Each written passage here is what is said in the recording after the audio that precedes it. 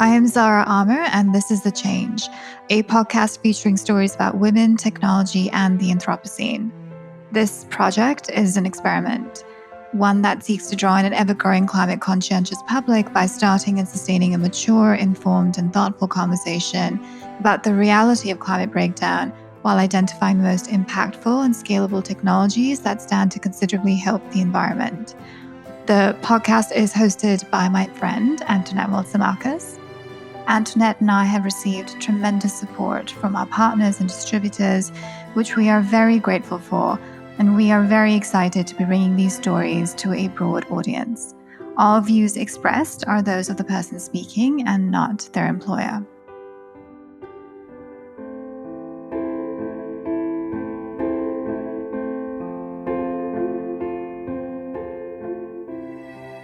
Amina Idan Paul is an engineer and a specialist in energy and sustainable development for the Ministry of Energy in charge of natural resources in Djibouti.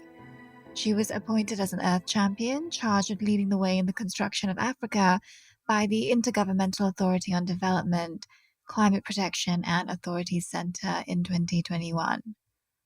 Amina is also an environmental activist, a blogger, and the founder of an environmental movement called Ecolo Djibouti, which seeks to protect the environment in Djibouti and promote sustainable living. In this week's interview, Amina talks to me about her work at the Ministry of Energy, the impact climate breakdown is having in Djibouti, effective adaptation measures in rural areas and cities, and where she stands on the issue of quantifying national responsibility for climate breakdown. I thought we might start by discussing Djibouti's climate profile. For our listeners, Djibouti, along with Eritrea, Ethiopia, Kenya, Somalia, South Sudan, and Sudan, is located in the Greater Horn of Africa, a food insecure region that is highly vulnerable to climate breakdown, not only due to rising temperatures, erratic rainfall, and rising sea levels, but also because of political instability and conflict. Djibouti is also committed to becoming the 7th country in the world and the first African country to achieve 100% renewable energy. Amina, what can you tell us about those ambitions? Is Djibouti on track to becoming 100% renewable by 2030? First of all, thank you, Zara, for having me today. The climate change project we're working on is a beautiful project, and I am very happy to be part of it. To answer your question, yes, I am pleased and proud of the country's ambition. What we see in Djibouti lately is more and more projects related to renewable energies taking shape. Those projects are led by talented men and women and will surely improve the daily life of the population here. So, yes, I think we're on the right path. Consortiums were created to power up Djibouti's shift to renewable energy. One of those consortiums is developing the Kubet wind project, which will have a capacity of 60 megawatt. You are part of the project management team. What level of impact will the Kubet project have on Djibouti's electricity production? And how is it contributing to Djibouti's aim to reduce its carbon dioxide emissions by 40% by 2030? Currently, most of the electricity in Djibouti comes from the interconnection we have with Ethiopia since 2011. This project will therefore make it possible to locally produce part of the electricity needed by the Djiboutian population. So it's a good thing. Another point is that renewable energies are a must among the mitigation measures to reduce greenhouse gas emissions and therefore the effects of climate change. So it will also help the country's goal by reducing the carbon dioxide emissions in Djibouti. In 2019, the government also entrusted the French giant ENGIE with the construction of a 30 megawatt peak photovoltaic solar power plant in the Grand Bar region south of Djibouti. You were very involved in this project as well. Can you explain what your role was and what it was like working on such a big project? Yes, I was part of the project team that worked on the solar power plants. Our first mission was to ensure coordination between the different stakeholders. It was also necessary to study and validate the technical solutions of the project. We also took part of following up on legal proposal with our legal department. What it was like to work on this big project. Working on this project was a good experience overall. It was interesting on a professional level, but also very rewarding on a personal level, knowing it will have such a big positive impact on the population in Djibouti. The United Nations Development Programme supported a community of 700 families in Damerjog by providing individual solar home systems, and they're also helping the government of Djibouti install a mini solar network to help electrify a village of 100 homes, and are supporting an additional electrification program for small businesses and schools. Could you talk to us about the wider implications of these projects? Those projects will provide electricity in rural areas of Djibouti, where the national main grid has not yet been established. It will improve the daily life of those population by providing lighting or ventilation. Having electricity will basically improve their whole life, right? Because, for example, instead of using candlelight for studying, children will have the possibility to use the light provided by the solar installation. So yeah, it's a big thing for those community. So, consumers don't necessarily have to be connected to the grid to have access to the energy provided by solar panels. Is that right? That's right. This system is called an off-grid system and is not connected to the public electricity grid. Once solar power is used by the appliance in the house, any excess power is sent to the battery bank so that when your solar system is not working, for example, at night or on cloudy days, your appliance will draw power directly from the batteries. So consumers don't have to be connected to the grid to have access to the electricity provided by solar panels. Does climate change cause more intense hurricanes? Why is Tyson Foods so bad for workers and the environment? How can vaccine distribution prioritize the Black and Latinx people who've been most vulnerable to COVID 19? Will pickup truck drivers go for an electric Ford F 150? Fans of this podcast might also enjoy Got Science from the Union of Concerned Scientists, featuring guest experts who answer a range of science related big questions. Available wherever you get your podcasts. What will this mean for the rural population of Djibouti, considering how currently 60% of Djiboutians have access to electricity, leaving 110,000 households without electricity because of a large disparity in access between urban and rural areas? According to several studies, access to energy often participates to improve the health and educational level of household. So this project will mean a lot to this community who will be able to have access to electricity 24 hours a day. The government is working on introducing adaptation measures in the rural zones to protect those most vulnerable to climate breakdown. Can you tell us about those measures? And do you expect to see them replicated for people living in the capital cities? The government took action in favor of the climate, such as strengthening agro-pastoral activities in a rural zone in order to improve the resilience of population in the face of drought, one of the effects of climate change we see here in Africa. The government is also working on creating wells to ensure villages have enough access to power.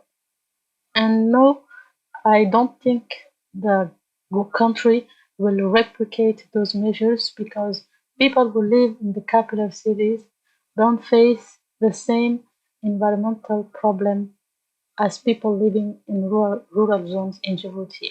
If, for example, if rural zones are suffering from the drought, people in the cities face pollution and extreme heat. So the governments will need to put different measures to protect the poor communities in the capital cities. Of all the renewable energy sources Djibouti is investing in to initiate its energy transition, would I be right in thinking that solar will feature most heavily in the 2030 energy program? I think that rather than focusing on one source, the government will work on a mix of all those energies solar, wind, and geothermal because they all have an interesting potential in the country.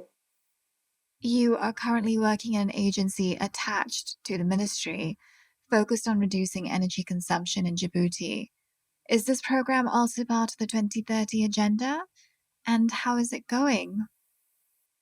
Yes, because the agency is, as you said, attached to the Ministry of Energy in Djibouti. The main goal of the agency is to reduce the energy consumption of public and private institutions in Djibouti and to promote the use of renewable energies. The agency is also in charge of improving the energy performance of new buildings to help them become more resilient to the climate change. According to a 2020 analysis by the Lancet Planetary Health, the global north is responsible for 92% of excess global carbon emissions. What do you make of the case for climate reparations? In your opinion, are climate reparations owed, bearing in mind how much Africa is suffering from climate breakdown? It is no longer a secret that developed countries are mainly responsible for climate change. In 2015, during the COP21 in Paris, those countries promised to financially help African countries to fight against the effects of the climate crisis. Promise is not yet kept until today. It's an unfair situation because the effects of climate change, such as flood and drought, are causing real damage and affecting food security of millions of people in Africa now as we speak. And I feel like those rich countries are not aware or don't want to know how serious is the situation for people affected in Africa. What made you want to become an engineer, Amina? And did you always plan on working in the climate change slash energy conservation space? I have always loved the science, and my family had also a big influence on me, as almost all of us have science related studies. About my interest in ecology and new energies, I was exposed to these subjects when I was a kid, thanks to my father who loves nature very much. So, working in this field was all natural for me.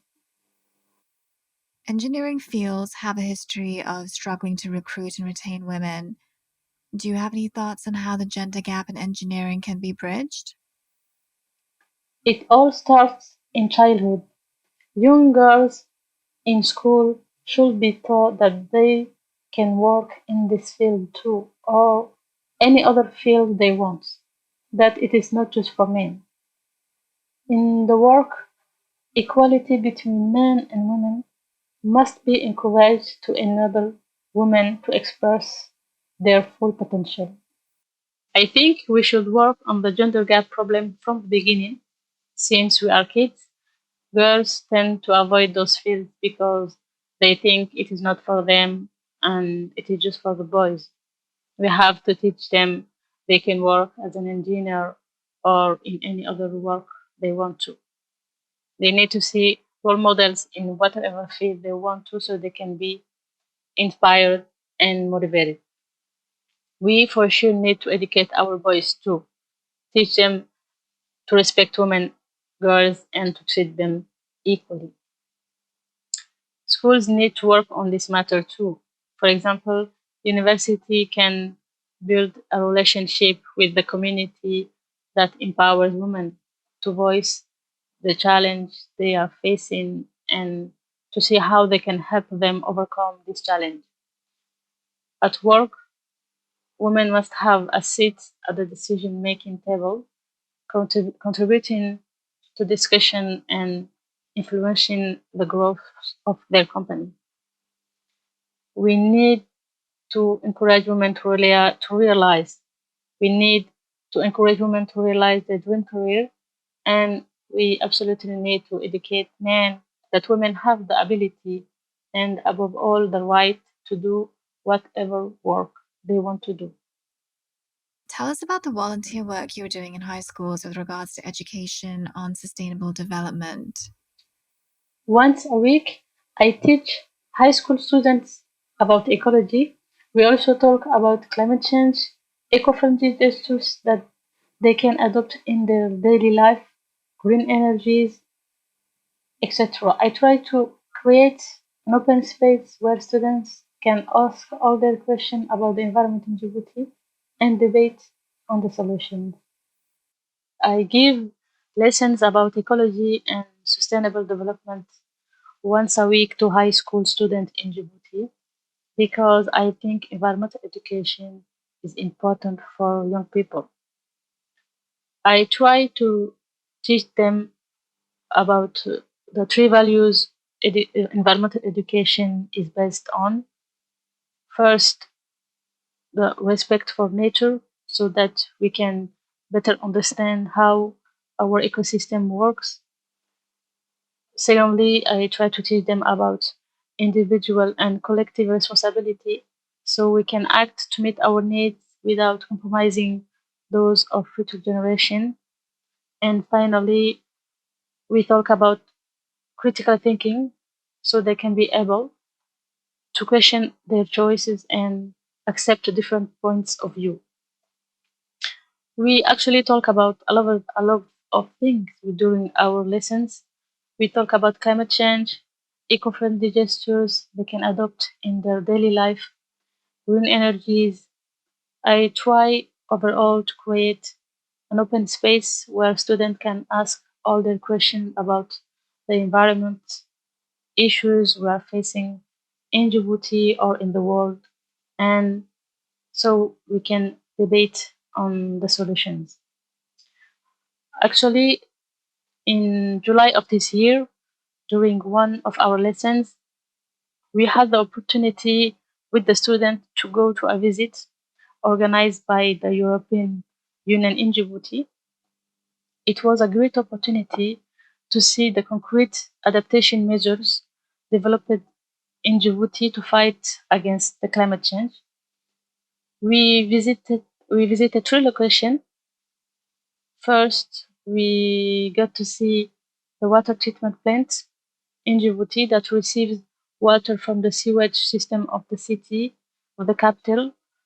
This water is then treated thanks to a natural process that allows the water to be filtered, and this water is then sent to farmer located near the plant to grow fruits and vegetables. It's a great way to reuse the water and to help population combat drought. We had then the opportunity to visit the farmers who use the water that is coming directly from the plant. It was amazing to see that even in Djibouti, where we have the temperature we have is very high and it's very dry, we have the possibility to grow vegetables and fruit by using adapted techniques like the drip water system. And we finally visited the bioclimatic building, which is a pilot project of the agency I work for. A bioclimatic building is a building whose setting and design take into account the climate and immediate environment to reduce energy requirements, for example, for heating, for cooling or lighting. So it is a first in Djibouti and it will be an example to be followed. So yeah, the students were happy to see that climate change is real, is happening, and to see the concrete measures that are being developed in Djibouti to fight against it. You also have a blog called Ecolo Djibouti that trains and informs about ecology in Djibouti, and you've also recently started a local movement. I would love to hear more about that. Ecolo advocacy movements want to bring together people who want to act for the environment in order to have a bigger impact in Djibouti. The movement also wishes to highlight the initiative of the fellow citizen through the blog to inspire and motivate other citizens to act toward a more sustainable society. So the movement was created after the blog because more and more people express their desire to join the approach carried by the blog. So that's why we created the movement Ecolo Djibouti. It's a movement that wants to bring together people who want to act for the environment in order to have a bigger impact in Djibouti. The movement also wishes to highlight the initiative of the fellow citizen through the blog to inspire and motivate other citizens to act toward a more sustainable society. Thank you, Amina. I so enjoyed talking to you and working on your interview. I learned so much, not least of all how impressive and hardworking you are. I don't know if I know anyone who's quite as young as you who's achieved so much. You worked on some really incredible projects and are so directly involved in Djibouti's renewable energy transition. It's all very exciting, and I'm very excited for you. Thank you again, and I hope you'll come back soon. Thank you. Thank you for tuning into our very first series. If you liked what you heard, please subscribe. And since we're a new show, please circulate our information with your friends, family, and colleagues. Extra points if you subscribe and throw us a rating.